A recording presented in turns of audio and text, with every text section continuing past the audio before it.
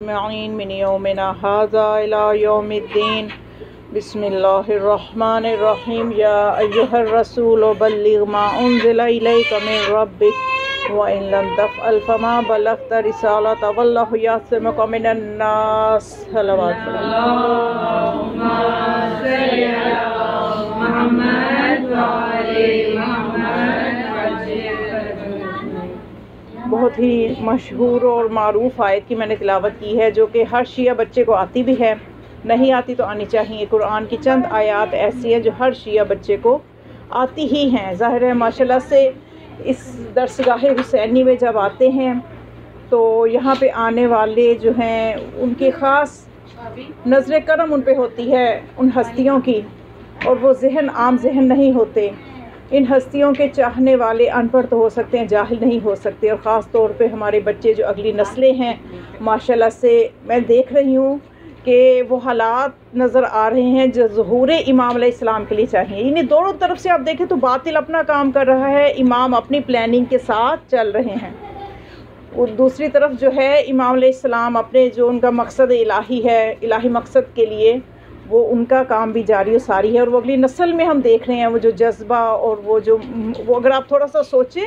تو ہمارے بچپن میں ہمیں اس طرح سے وہ چیزیں معلوم نہیں تھی جو آج بچوں کو، بس تھوڑی سی تربیت کی ضرورت ہے۔ گرچہ اس وقت حالات ٹف ہیں کہ ایک شیطانی آلات ہیں جو سب کے ہاتھوں میں ہیں، چاہے تو اس کو شیطانی آلات بنا لیں، چاہے تو اس کو آپ ایک مفید چیز کے طور پہ بھی، یہ اب تربیت پہ ڈیپینڈ کرتا ہے کہ بچے کی تربیت کیسی ہے، وہ اس چیز کو کس طرح سے اس سے استفادہ کر رہا ہے۔ صلوات پڑھیں ذرا، خوشنودی مولا کائنات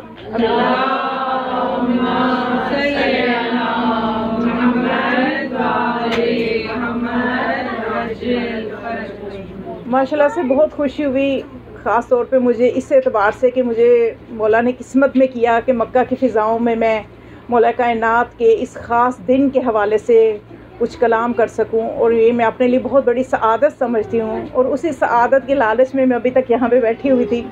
کہ شکر ہے کہ جہاں خدا نے قسمت میں حج جیسی سعادت کی وہاں مزید ایک اور سعادت مجھے دی۔ تو اس لیے اور یہ دیکھ کے کہ مولا کائنات کا ذکر کیسی معجزاتی کشش ہے اس کے اندر، کہ جس کو دبانے کی سب سے زیادہ کوشش کی گئی، سب سے زیادہ کوشش جو کی گئی تاریخ میں، آپ دیکھ لیجئے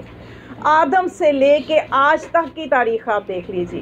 کہ سب سے زیادہ کس ذکر کو چھپانے اور دبانے کی کوشش کی گئی، وہ مولا کائنات کا ذکر ہے۔ اور سب سے زیادہ جو ظلم کیا گیا وہ مولا کائنات کی ذات، مظلوم اول، سب سے زیادہ ظلم۔ لیکن اس کے بعد آپ یہ دیکھیے کہ خدا نے اپنی آیات میں اور رسول خدا نے احادیث کے ذریعے سے، احادیث قدسی کے ذریعے سے، احادیث نبوی کے دونوں طرح سے آپ دیکھیے ہمیں روایات ملتی ہیں، تو سب سے زیادہ کس بارے میں ملتی ہے؟ مولا کائنات کے فضائل میں ملتی ہیں۔ یعنی شیطانی قوتیں اپنی طاقت لگا رہی ہیں کہ علی کا ذکر دب جائے، اور خدا رسول کے مقابلے میں یہ طاقتوں کی کیا حیثیت ہے کہ جیسے سورج کے آگے شمع کو روشن کر لیا جائے تو کیا حیثیت ہے اس شمع کی، یا اس ذرا سی لو کی کیا حیثیت ہے سورج کی روشنی کے آگے۔ تو جہاں خدا کوشش کر رہا ہو، خدا کی کوشش کیا کہ کس کی کوشش کسی کی بھی کوشش کامیاب نہیں ہو سکتی، تو اس کی واضح ثبوت ہمیں یہ ملتا ہے کہ مولا کائنات کے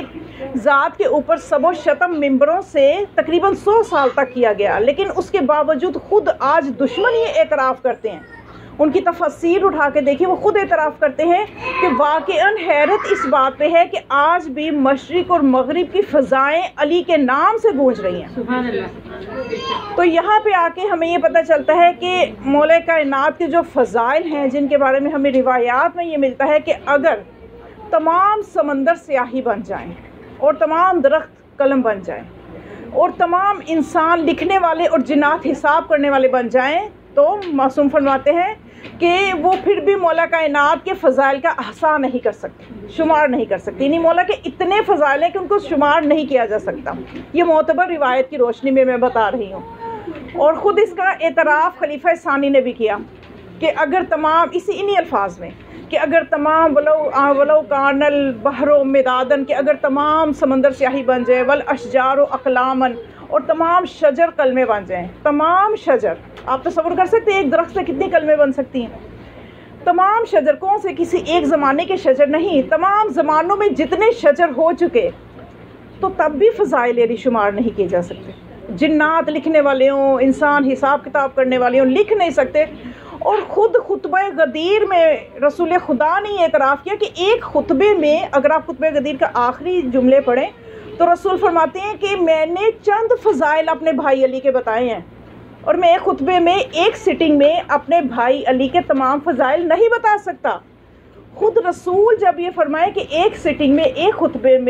میں اپنے بھائی علی کے تمام فضائل نہیں بتا سکتا، اور کبھی یہ فرماتے نظر آئیں کہ اگر میں علی کے وہ فضائل تمہیں بتا دوں تو تم وہی حال کرو گے جو عیسیٰ کی امت نے عیسیٰ کے ساتھ کیا. یعنی بہت فضائل ہیں مولا کائنات کے کہ ان کو. اور دوسری طرف خدا، دو چیزیں ہیں جن کا شمار نہیں ہو سکا، ایک مولا کائنات کے فضائل کا، دوسرا خدا قرآن میں فرماتا ہے ان تعدوا نعمت اللہ لا تحصوها، کہ اگر تم اللہ کی نعمتوں کو شمار کرنا چاہو تو شمار نہیں کر سکتے. تو خدا کی نعمتیں بھی شمار سے باہر ہیں، اور ان نعمتوں میں سے سب سے بڑی نعمت جو ہے وہ ولایت علی ابن ابی طالب علیہ السلام.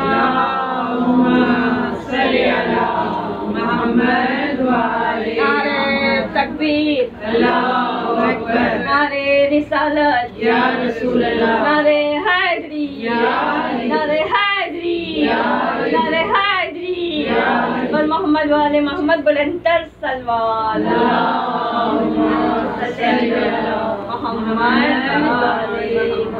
اور یہ جو عید ہے یہ صرف ہم شیعوں کی عید نہیں ہے، یہ دیکھا جائے تو تمام عالم اسلام کی عید ہے. یہ الگ بات ہے کہ وہ اس چیز کی معرفت نہیں رکھتے، کیونکہ سلسلہ نبوت کے بعد سلسلہ ہدایت نے شروع ہونا ہے، اور ہدایت کی ہر ایک کو ضرورت ہے، ہر زمانے میں ہر ایک کو ضرورت ہے. تو اس سلسلے سے متمسک رہنے کے لیے سلسلہ ہدایت جو ہے وہ شروع ہوا، اور یہ تمام مسلمانوں کی عید ہے، تمام جو کلمہ گو کی عید ہے. اور جو اس عید کو نہیں مناتا اس کا اپنا نقصان ہے. وہ اپنا نقصان اس طرح سے کرتا ہے کیونکہ یہ ولایت کی عید ہے، اور یہ ولایت کی عید جو ہے اس ولایت کو بچانے کے لیے بڑی قربانیاں جناب سیدہ نے دی ہوئی ہیں. خاص طور پہ جناب سیدہ نے اس ولایت کے دفاع کے لیے جو تکالیف اٹھائی ہیں وہ سب کے سامنے ہیں. تو اگر کوئی اس ولایت کو نہیں مناتا، ولایت کی عید کو نہیں مناتا، اس کا مطلب وہ جناب سیدہ سے راضی نہیں ہے، وہ جناب سیدہ کو خوش نہیں کر رہا، اور جو اس عید کو منا رہا ہے وہ جناب سیدہ کو خوش کر رہا ہے. اور یہ روایت، یہ عید غدیر کا جو واقعہ ہے اظہر من الشمس ہے، یعنی اس کا انکار ایسے ہے کہ کوئی دن کی روشنی میں سورج کا انکار کرے. سوچیے اس سے زیادہ اندھا کون ہوگا کہ دن کی روشنی میں کوئی یہ کہے کہ سورج نہیں نکلا ہوا. اس سے بڑھ کے اندھا کون ہوگا. اور اتنی اس کے بارے میں روایات کہ خود اس کے بارے میں جو ابو حافظ ایک اہل سنت کے محقق ہیں وہ یہ کہتے ہیں کہ اروی حاضل حدیث بِمِئَتَيْنِ وَخَمْسِينَ طریقہ، کہ میں اس حدیث غدیر کو 250 طریقوں سے نقل کر سکتا ہوں. یہ اہل سنت مان رہے ہیں اس چیز کو کہ 250 طریقوں سے، 250 روایتوں سے میں اس حدیث غدیر کو نقل کر سکتا ہوں. اور پھر ایک اور انہی کے محقق یہ فرماتے نظر آتے ہیں، ضیاء الدین مقبلی یہ فرماتے ہیں کہ اگر دین سے حدیث غدیر کو نکال دیا جائے تو پھر دین میں کچھ بھی باقی نہیں رہ جاتا. یعنی جب اتنی واضح چیز کو دنیا قبول کرنے کو تیار نہیں ہے تو پھر باقی دین کا اللہ ہی حافظ ہے. لیکن آپ نے دیکھا کہ کس طرح سے ایک حیرت کی بات ہے نا، سوچا کریں، کیونکہ یہ چیز ہمیں دعوت فکر دیتی ہے کہ 1,24,000 کے مجمع میں ایک اعلان ہوا، اور اتنے طریقے سے اعلان کیا گیا، اتنا اہتمام اس اعلان کے لیے کیا گیا کہ ایسا اہتمام کبھی کسی بھی اعلان کے لیے نہیں کیا گیا. یہاں تک کہ میرے اور آپ کے 5ویں امام محمد باقر علیہ السلام یہ فرماتے ہیں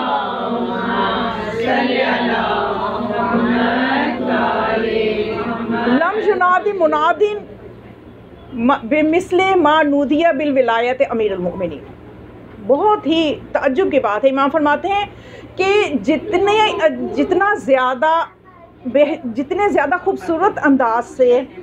ولایت علی کے بارے میں دعوت دی گئی، ندا دی گئی، کسی منادی نے اس طرح کی ندا اس انداز سے نہیں دی. آپ دیکھیے کہ روزہ فرض ہوا، اس کے اعلان کے لیے کوئی اہتمام آپ کو نظر آتا ہے؟ بس آیات نازل ہوئی، رسول نے بتا دیا بھی اب یہ آیتیں آئی ہیں، اب اس طرح سے روزے رکھنے ہیں، اور اس میں یہ حکم آیا ہے کہ کب سے لے کے کب تک رکھنا ہے، کیا اس کے احکامات ہیں. اور ظاہر ہے جتنے بھی شرعی احکامات تھے وہ رسول خدا نہ صرف یہ کہ پہنچانا ان کا فرض تھا، وہ عمل کر کے بھی دکھانا فرض تھا، کیونکہ صرف پہنچا دینے میں سب باتیں واضح نہیں ہوتی تھیں. قرآن جو ہے اس میں جو احکامات آئے ہیں ان کو اگر صرف قرآن سے ہی آپ سمجھنا چاہیں گے تو آپ کو نہیں پتہ چلے گا کہ نماز تک کیسے پڑھنی ہے، رکوع کتنا کرنا ہے، رکوع کا مطلب کیا ہے، کتنا جھکنا رکوع کہلائے گا، رکوع کے اندر کیا پڑھنا ہے، سجدوں میں کیا ذکر ہوگا تو نماز بنے گی، نماز کا سجدہ کہلائے گا، قیام میں کیا پڑھنا ہے تو وہ قیام نماز کہلائے گا۔ تو اگر یہ امت پہ چھوڑ دیا جاتا کہ بس نماز قائم کرو تو پتہ نہیں کوئی کس کس چیز کا نام نماز رکھ دیتا، آج کوئی 200 قسم کی تو شاید نمازیں ہمارے اندر ہوتی۔ تو اب رسول خدا کی یہ ذمہ داری تھی کہ نہ صرف پہنچانا، حالانکہ آپ کے قرآن میں ملتا ہے کہ وما علیک الا البلاغ، کہ اے رسول آپ کا صرف پہنچا دینا فرض ہے، لیکن یہ رسول خدا کا کرم ہے کہ انہوں نے ہر چیز کو کر کے بھی دکھایا،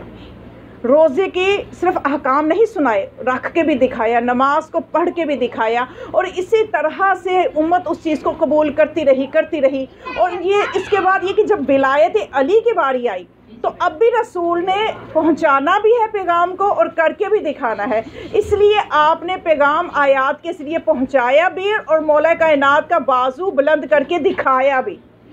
تاکہ کل کو کوئی اور اس نام کا علی نہ بن جائے کہ شاید اس علی کی ولایت کا اعلان ہوا ہے۔ یعنی آپ نے پورا انتظام کیا، کیونکہ یہ ہدایت کا معاملہ ہے نا، ہدایت کے معاملے میں اللہ جو ہے وہ کچھ خاص طریقے اپناتا ہے۔ ہدایت کے بارے میں اب دیکھیے، جیسے حضرت نوح کی کشتی کی مثال قرآن میں موجود ہے، چونکہ وہ ہدایت اس کے ذریعے سے ہونی تھی، جو اس پہ سوار ہو جائیں گے وہ ہدایت پہ ہوں گے۔ تو خدا نے کیا فرمایا کہ اے نوح کشتی کو تیار کرو بھی اعیننا، میری نظروں کے سامنے۔ یعنی مطلب یہ نہیں ہے کہ اب خدا ہمارے جیسی کوئی نظریں رکھتا ہے تو وہ دیکھ رہا ہے تو کشتی تیار ہو رہی ہے۔ قرآن کے جو آیات ہیں ان کے کئی باطن ہیں، لیکن مقصد صرف یہ ہے بتانا کہ ہدایت کا کوئی بھی کام اللہ لوگوں کے سپرد نہیں کرتا، اس میں اللہ خود براہ راست اپنا حکم جو ہے وہ نافذ کرتا ہے۔ تو حضرت نوح کی کشتی کے بارے میں کہ میرے سامنے اس کو تیار کرو، تو اسی طرح سے یہ ہدایت کا جو معاملہ تھا، اب امت کو ہدایت کے راستے پہ ڈالنا ہے، سلسلہ نبوت نے اب ختم ہو جانا ہے، اور جب رسول خدا کی عمر مبارک 60 سے اوپر ہوئی تو جو کافرین تھے، جیسے قرآن کی آیت بن محترمہ نے پڑھی، یا ایس الذین کفروا، مایوس ہو گئے وہ لوگ جنہوں نے کفر کیا ہوا تھا، تو کہ اب یہ مطلب جب یہ ولایت کا اعلان ہوا وہ مایوس ہوئے، لیکن اس سے پہلے وہ خوشیاں منا رہے تھے کہ اب رسول آج 60 کے ہوئے کل کو 65 کے ہوں گے، یا کسی وقت پہ جا کے یہ تو دنیا سے چلے جائیں گے، اور وہ اسلام کہ جو یہ لے آئے ہیں آہستہ آہستہ وہ بھی ختم ہو جائے گا، اور پھر وہی رونقیں ہوں گی اور وہی ہم ہوں گے، وہی جہالت ہوگی اور وہی ہمارے کام ہوں گے۔ لیکن جب یہ آیت ولایت نازل ہوئی تو اس دن پھر خدا نے یہ فرما دیا ساتھ، یا ایس الذین کفروا، وہ لوگ جو کفر کر رہے ہیں وہ آج کے دن مایوس ہو گئے۔ اور یہاں پہ میں یہ بتاتے چلوں کہ یہاں پہ کفر سے مراد آپ وہ کافر ڈالیں جو بتوں کی پوجا کر رہے ہیں، جو خدا کو نہیں مانتے۔ کفر بھی دو طرح کا ہے۔ کفر کا مطلب کیا ہے؟ چھپانا،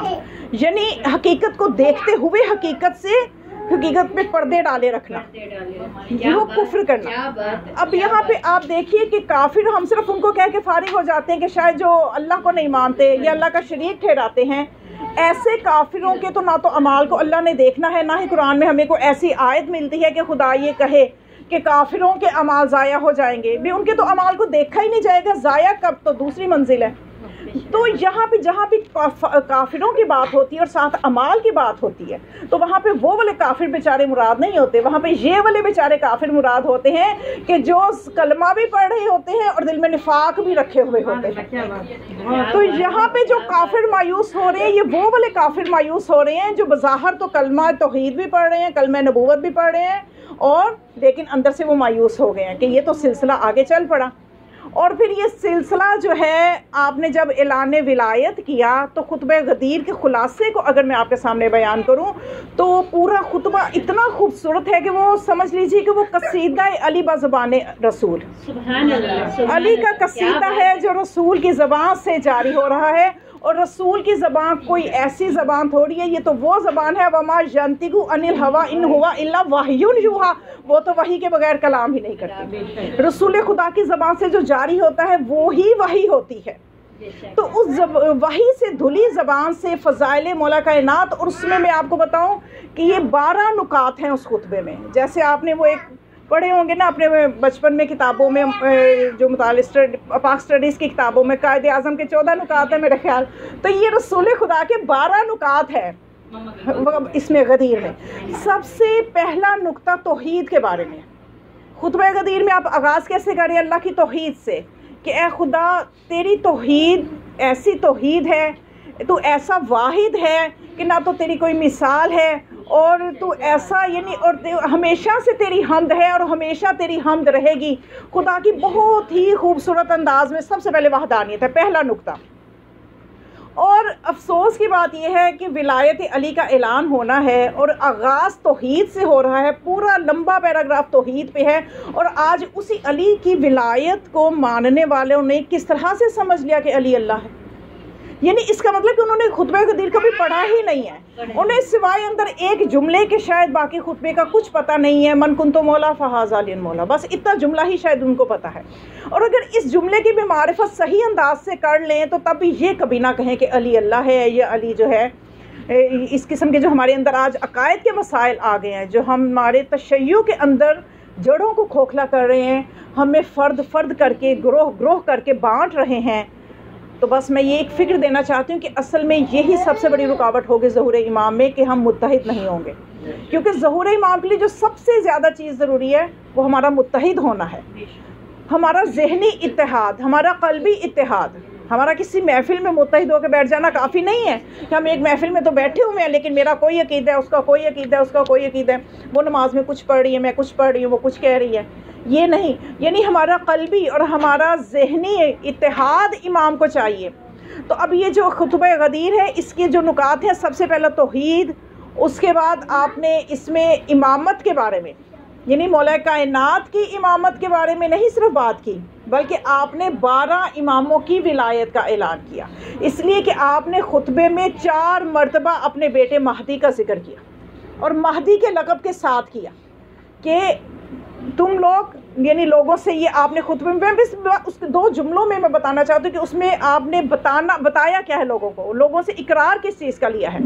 کہ سمپل صرف اگر میں آپ کو بتاؤں 12 نکات بھی چھوڑ دوں، آپ کی اس وقت جو مطلب کیفیت مجھے نظر آ رہی ہے آنکھوں سے کہ شاید سونے کا ٹائم ہے، اور ویسے بھی بہت مشکل ہو جاتا ہے کہ کافی دیر سے آپ لوگ یہاں بیٹھے ہوئے ہیں، اور میرے لیے بھی زیادہ مشکل ہے پیغام کو پہنچانا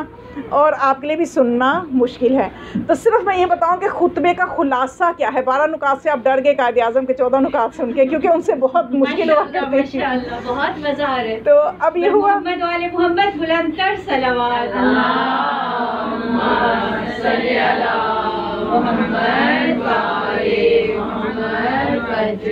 امام مہدی کا 4 مرتبہ تذکرہ ہمیں اس خطبے میں ملتا ہے، اور اس میں آپ کیا فرماتے ہیں کہ اے لوگو، سمپل کہ تم مجھے یہ بتاؤ کہ تمہارے نفسوں پر من اولا بانفسکم، تمہارے اوپر تمہارے نفسوں سے زیادہ، تم سے زیادہ کس کی اولیت ہے؟ تو ان سب نے کہا کہ یا رسول اللہ آپ ہمارے نفسوں پہ اولیت رکھتے ہیں، یعنی ہم اپنی جان و مال کے خود مالک نہیں ہیں، آپ ہیں، ہماری جانیں آپ کے لیے امانت ہیں، جب چاہیں آپ ہماری جانوں پہ تصرف کر سکتے ہیں، ہمارے مال میں تصرف کر سکتے ہیں، یہی حق ولایت ہے، یہی حق ولایت ہے کہ جو ولی ہوتا ہے اس کو اجازت کی ضرورت نہیں ہے کسی کے بھی مال میں تصرف کرنے کے لیے، کسی کی بھی چیز میں تصرف کرنے کے لیے ولی کو اجازت نہیں اس بندے کی چاہیے، کیونکہ ہم نے بیعت کی ہوئی ہے کہ ہم نے اپنے جان و مال کے ساتھ ہم نے اقرار کیا ہوا ہے کہ یہ ہماری جان و مال پر ہم سے زیادہ حق ولی کا ہے۔ تو اب یہاں پہ رسول خدا نے فرمایا کہ میں تمہارے نفسوں پہ اولیت رکھتا ہوں، خدا میرا ولی ہے، میں تمہارا ولی ہوں۔ تو سب نے اقرار کیا کہ ہاں یا رسول اللہ آپ ہم سب کے ولی ہیں، آپ ہمارے نفسوں پر جان و مال پر اولیت رکھتے ہیں۔ تو اس وقت جب انہوں نے اقرار کیا تو بلا فصل آپ نے بغیر فاصلے کے فرما دیا کہ پھر سن لو کہ من کنتو مولا فہذا علی المولا، کہ جس طرح سے میں تمہارے نفسوں پہ اولیت رکھتا ہوں یہ علی تمہارے نفسوں پہ اسی طرح سے اولیت رکھتا ہے۔ اور یہ سلسلہ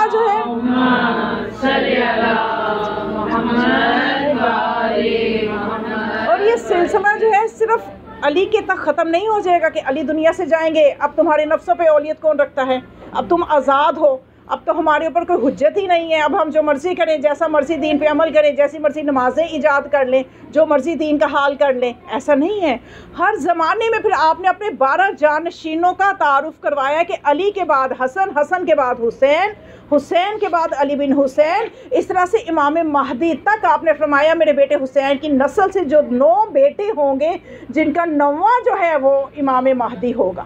وہ تمہارے نفسوں پہ اسی طرح سے اولیت رکھتے ہیں جس طرح سے میں محمد تمہارے نفسوں پہ اولیت رکھتا ہوں۔ لہٰذا تم سب کو آج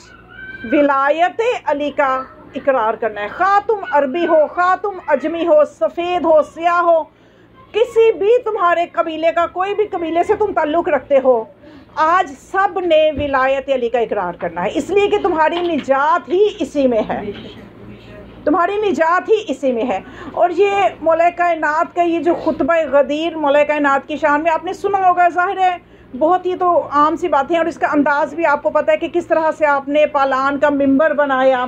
اور سوچنے کی بات ہے کہ بہت سی چیزیں ہیں جو ذہن میں آتی ہیں کہ دیکھیے یہی خطبہ، یہی ولایت کا اقرار آپ مدینے میں کبھی بھی لوگوں کو اکٹھا کرتے، کیا لوگ اکٹھے نہ ہوتے؟ جب آپ کے ایک حکم سے سب حج کرنے کے لیے آمادہ ہو گئے،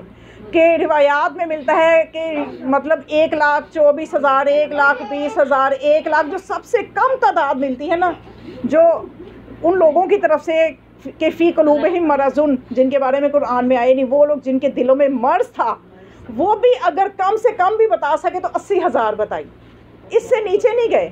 یعنی کم از کم اگر ان کی بھی سن لے تو 80,000 لوگ بھی کم نہیں ہوتے۔ لیکن جو ہماری روایات سے جو ہمیں چیز ملتی ہے وہ یہ کہ 1,20,000 تک بھی ملتی ہے، 1,24,000 تک بھی ملتی ہے۔ اتنا بڑا مجمع آپ کی صرف ایک صدا پہ کہ میں حج کرنا چاہتا ہوں، کون ہے جو میرے ساتھ حج کرنا چاہتا ہے؟ تو اتنے لوگ اکٹھے ہو گئے۔ یمن مولا کائنات زکوٰۃ و خمس اکٹھا کرنے گئے ہوئے تھے، تو ہزاروں کا مجمع تو وہ اپنے ساتھ لا کے، تو وہ بھی راستے میں ایک جگہ پہ آ کے مکہ کے ایک مقام پہ رسول خدا کے قافلے کے ساتھ انہوں نے ضم کر لیا۔ تو اتنا بڑا مجمع میں آپ نے اعلان کیا، تو یہ اگر آپ مدینہ میں بھی کر سکتے تھے، کسی اور موقع پہ بھی کر سکتے تھے، آخر آپ نے ایسا کیا حکمت تھی کہ حج پہلے ادا کیا، اور وہ حج آپ کا آخری اور پہلا حج ہے؟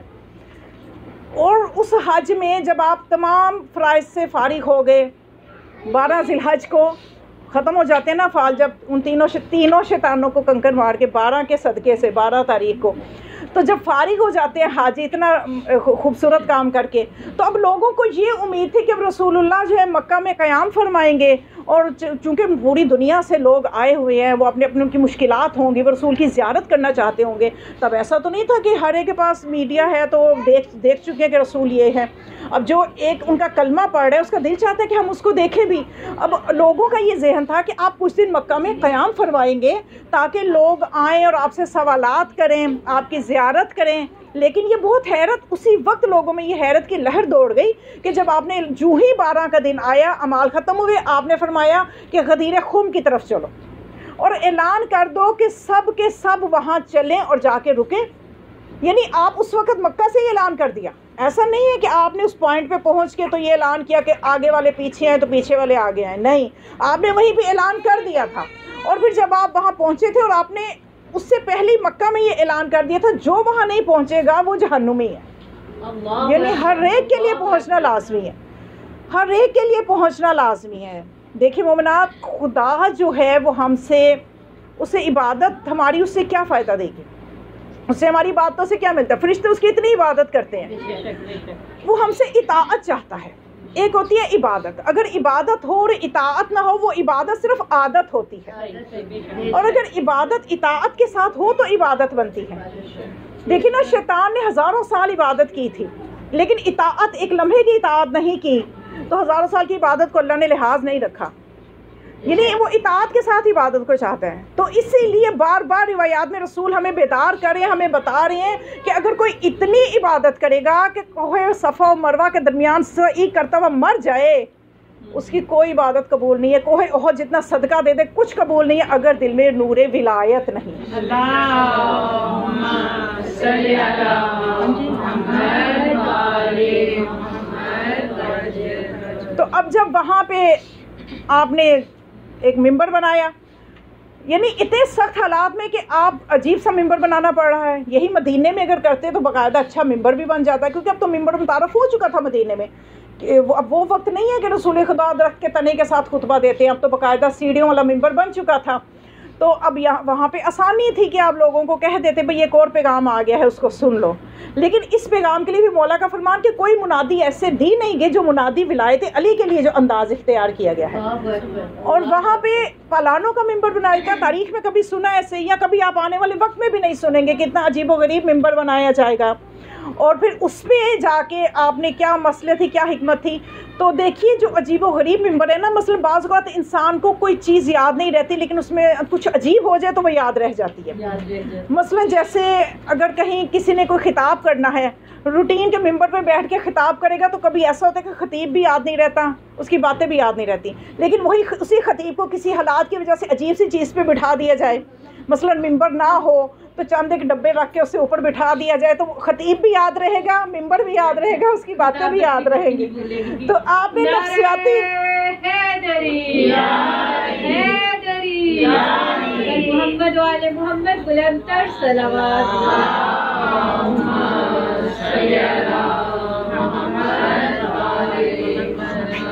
تو وہ عجیب و غریب سا ممبر آج تک لوگوں کو یاد ہے. پلان کا ممبر, پلانوں کا ممبر بنایا گیا تھا. دوسری اس میں مصلحت یہ تھی کہ جو اس حکم کو نہیں سننا چاہے گا اس کے دوڑنے کے راستے ختم کر دو. بغیر پلان کے اون پہ بیٹھ کے کیسے گھر جائے گا, اس کا رکنا ضروری ہو جائے گا. ایسے ہے نا کہ جیسے آپ کسی کا لائسنس رکھ لیں تو وہ سفر کیسے کرے گا آج کے دور میں اگر سمجھیں. تو اب رسول خدا نے ہر طرف سے ان کو گھیر لیا کہ اب پیغام تو انہوں نے سننا ہی ہے, سن کے ہی جانا ہے. اور آپ نے جب اس الہی پیغام کا اعلان کیا, بڑی ہی شان و شوکت کے ساتھ اعلان کیا, اور اس اعلان کو سنانے سے پہلے آپ نے جناب بلال جو ہیں آپ کے خاص مؤذن اور آپ کے خاص منادی کہ آپ کو ایسا اعلان کروانا ہوتا تھا تو جناب بلال حبشی کو ہی کہا کرتے تھے. تو اعلان یہ کروایا حیا علی خیر العمل, کہ جلدی کرو خیر العمل کے لیے, یعنی وہ کام جو سب سے اچھا ہے اس کی طرف جلدی کرو. وہاں سے حیا علی خیر العمل کا آغاز ہوا. اور آج ہماری اذانوں کی نشانی بھی وہی بن گیا. یہ شیعہ اذان ہے کہ اس میں حیا علی خیر العمل کہا جا رہا, حیا علی خیر العمل. تو اب یہ وہاں پہ جب اس خاص عمل کے لیے سب کو اکٹھا کر لیا گیا اور اتنے مجمع سے 3 دن تک بیعت لیتے رہے.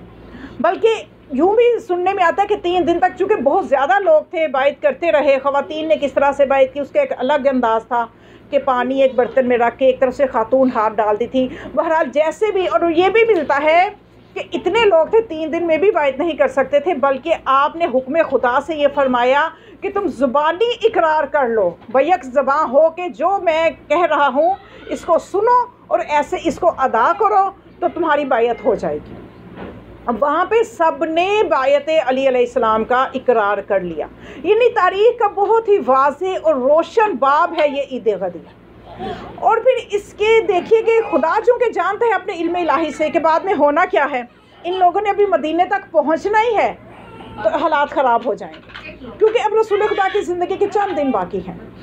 10 ذی الحج کو یہ ہوا ہے نا, اور اس کے بعد 28 سفر بہت دور نہیں ہے. تو رسول خدا اس دنیا سے ظاہراً چلے جائیں گے, اور پھر کیا حال ہوں گے, کیا حالات ہوں گے, خدا اپنے علم سے جانتا ہے. تو اب اس الہی پیغام کے ساتھ کیا حال ہونے والا ہے, خدا نے بھی اپنے بندوبست ساتھ ساتھ کیے ہیں.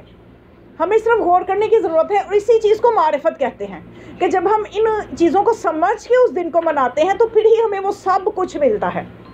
کیا سب کچھ, کہ یہ جو عید غدیر جو کہ اتنی بڑی عید ہے کہ جس کے بارے میں ہمیں ملتا ہے کہ اس دن کا اگر روزہ رکھ لیا جائے, اور یہ روایت اگر روزے کی فضیلت میں آپ کو اس وقت بتاؤں, آپ میں سے کوئی بھی نہیں ہے جو کل کا روزہ نہ رکھے. اور اگر کسی نے شرعی اعتبار سے شرعی عذر کی وجہ سے نہیں رکھنا, لیکن اس کی نیت میں ہے کہ اگر مجھے بھی یہ دن ملتا تو میں رکھتی, اللہ نے اس کو بھی وہ اجر دے دینا. خدا اپنی رحمت لٹانے پہ آمادہ ہے اس دن. خدا راضی ہے کہ میں اپنی رحمت کو لٹاؤں. یعنی کتنی فضیلت ہے کہ معصوم فرماتے ہیں کہ پوری کائنات کی پیدائش کے روزے اول سے لے کے روزے آخر تک روزے رکھے جائیں تو اتنی فضیلت اس ایک روزے کی ہے. ایک اور مثال میں سمجھاؤں کہ اگر فرض کریں کہ کوئی انسان یہ کائنات کا پہلا دن ہے اس کی پیدائش کا, اس دن اس بندے نے روزہ رکھا اور اس کی عمر اتنی ہو جائے کہ کائنات کا آخری دن اور ہر روز وہ روزہ رکھ رہا ہے تو ان تمام روزوں کا ثواب اس ایک روزے کا ہے. اس ایک روزے کا اتنا. اور کسی اور دن کے روزے کی بے شک بہت سے ایام آتے ہیں جن میں ملتا ہے کہ 60 سال کے روزوں کا ثواب، 70 سال کے روزوں کا ثواب. کہیں یہ نہیں ملتا کہ پوری کائنات کے دن کے روزوں کا ثواب. یہ صرف عید غدیر کے لیے ہمیں نظر آتا ہے. اور اس دن کی فضیلت کے لیے کہ جو کہ یہ عید آل محمد ہے، عید آل محمد ہے. اس دن آپ کچھ بھی نہ کریں، صرف مسکرا کے ایک دوسرے کو ملیں، عید مبارک، بس اتنا کہہ دیں. اور مسکرائیں، آپ کے چہرے پہ خوشی ہو کہ آج دن کون سا ہے، میرے مولا کی ولایت کا اعلان ہوا تھا. تو یقین کیجیے اس مسکرانے پہ اللہ آپ کو اتنا اجر عطا کرے گا کہ اللہ کی راہ میں کئی لاکھ درہم جیسے آپ نے صدقہ دے دیا، کئی لاکھ درہم صدقہ دے دیا. اور آج کے دن میں آپ یعنی 18 ذی الحج آئے تو آپ عموماً اپنے جو گروپس بنے ہوتے ہیں ان میں تو آپ میسیج بھیجتے ہیں، مبارک کے میسیج بھیجتے ہیں. کوشش کریں آپ کی ہیڈک ہو کہ آج 18 ذی الحج کم از کم میں نے 2-3 ایسے لوگ جو کہ موٹیویٹ نہیں ہیں ان کو موٹیویٹ کرنا میری ہیڈک ہے کہ آج کا دن ہے کیا. اس کی طبیعت کے مطابق، یہ نہیں کہ اسے ایک دم آپ ولایت کا کلمہ پڑھا کے اٹھے اور وہاں پہ گوری ماحول بن جائے، وہاں پہ مسئلہ ہی خراب ہو جائے. آپ تھوڑا سا اس کو بتا دیں کہ آج کا دن بڑا ہے، ہمیں آج کے دن نا تھوڑا سا بھی صدقہ دو گی نا تو یہ کچھ ملے گا. بس اتنا سا بتا دیں. ہو سکتا ہے آپ کے اتنا سا بتانے سے یا اس کے اس فعل کو تھوڑا سا کر لینے سے اللہ اس کے لیے مزید راستے کھول دے. تو اس طرح سے سمجھ لیجئے کہ آپ نے ولایت کے لیے کام شروع کر دیا، آپ نے ولایت کے لیے ورکنگ کی ہے اور آپ نے ظہور امام علیہ السلام کے لیے ورکنگ کی ہے. تو بس بہت یعنی اس عید کی جو کہ افضل الاعیاد امتی کہ رسول فرمائے کہ میری امت کی جتنی میری امت ہے اس کی جتنی عیدیں ہیں سب سے افضل عید یہ ہے. لیکن آپ دیکھیے کہ افسوس کی بات ہے کہ آج مسلمان بے بہرا ہیں، بالکل سوئی ہوئی ہے امت. اس امت کو کیا پتہ 18 ذی الحج کیا ہے؟ اس امت کو تو کچھ پتہ نہیں ہوتا. اہل بیت کے گھر کی خوشی ہوتی ہے انہیں کچھ پتہ نہیں ہوتا، اہل بیت کے گھر کا غم ہوتا ہے انہیں کچھ پتہ نہیں ہوتا. اہل بیت کے گھر میں غم کے دن چل رہے ہوتے ہیں، یہ شادیاں رچا کے بیٹھے ہوتے ہیں. کتنی بدبختی ہے اس امت کے لیے. اور میں سمجھتی ہوں کہ ہم بحیثیت چاہنے والے ہیں، محبان علی ابن ابی طالب علیہ السلام، ہمیں چاہیے کہ ہم صرف اپنے تک نہ رکیں، ہم تھوڑی سی ورکنگ کریں کہ ہم اس کو باہر نکالیں، لوگوں کو بتائیں کہ یہ کتنا اہم دن ہے، عید غدیر کتنا اہم دن ہے. تو انشاءاللہ یہ ہمارا تھوڑا سا کام کرنا ایسے ہوگا کہ جیسے ہم نے ظہور امام علیہ السلام کے لیے کام کیا ہے. اور اس کا اجر ہمیں جناب سیدہ دیں گی، اس لیے کہ جناب سیدہ وہ ہستی ہیں جنہوں نے بڑی قربانیاں دی ہیں اس ولایت کے لیے. اس ولایت کی مجاہدہ، پہلی شہید راہ ولایت جناب سیدہ کائنات، سیدہ کونین فاطمہ الزہرا سلام اللہ علیہا.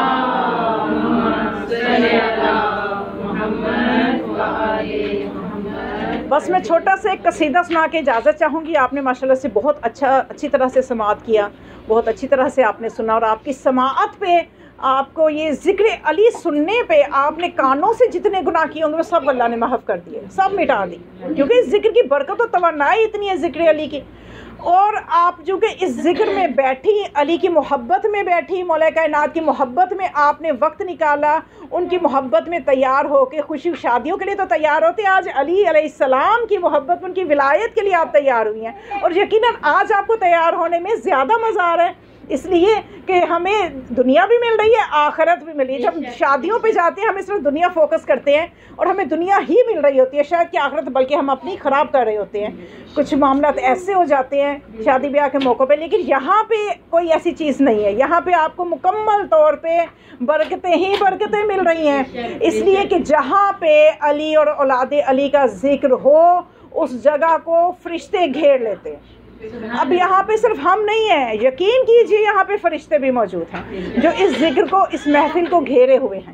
کیونکہ اس کی گواہ حدیث قصہ ہے. حدیث قصہ میں آخر کے آپ جملے آپ اس میں کیا پڑھتے ہیں کہ جب تک وہاں پہ موجود رہتے ہیں، فرشتے موجود رہتے ہیں، حتیٰ یتفرقوا، یہاں تک کہ جب تک متفرق نہیں ہو جاتے مومن.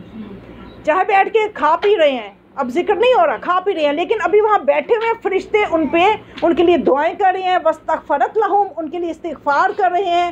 اس لیے کہ وہ بھی مومن وہاں بیٹھ کے کھا پی رہے ہیں، خوش ہو رہے ہیں. اور جو ہی متفرق ہوں گے تو اس وقت وہ نوری ماحول ختم ہو جاتا ہے. تو جہاں بھی ذکر علی ہو، جہاں بھی آل علی کا ذکر ہو، وہاں پہ ایسے ہی ہوتا ہے کہ وہاں پہ فرشتے گھیراؤ کر لیتے ہیں، استغفار کرتے ہیں. تو اس وقت ہمارے تمام گناہ جو ہے وہ دھل رہے ہیں. ہم کانوں سے ذکر علی سن رہے ہیں، ہمارے کانوں کے گناہ دھل رہے ہیں. ہم بنفس نفیس اس محفل میں موجود ہیں، ہماری روحانی بیماریاں ختم ہو رہی ہیں.